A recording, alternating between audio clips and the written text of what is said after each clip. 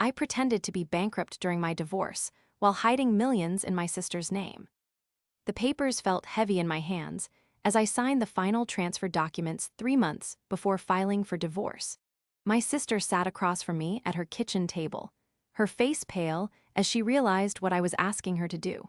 The numbers on the screen were staggering real estate investments worth $4 million, stock portfolios totaling another $3 million, and cash reserves that would make most people dizzy.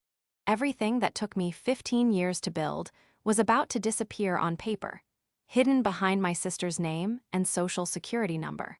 My husband had no idea what was coming, and honestly, neither did I fully understand the magnitude of what I was setting in motion.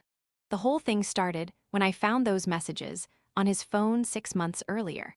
Late nights at the office suddenly made sense when I saw the photos he was sending to his coworker.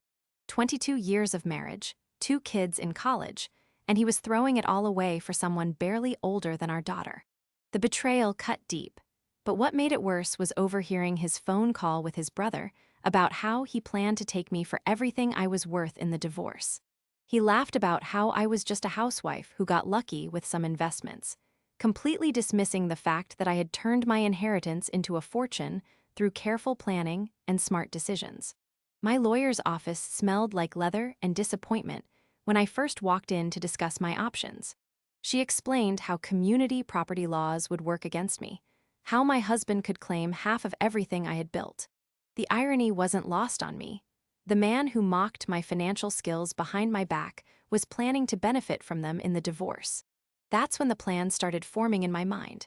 I needed to move fast, and I needed someone I could trust completely.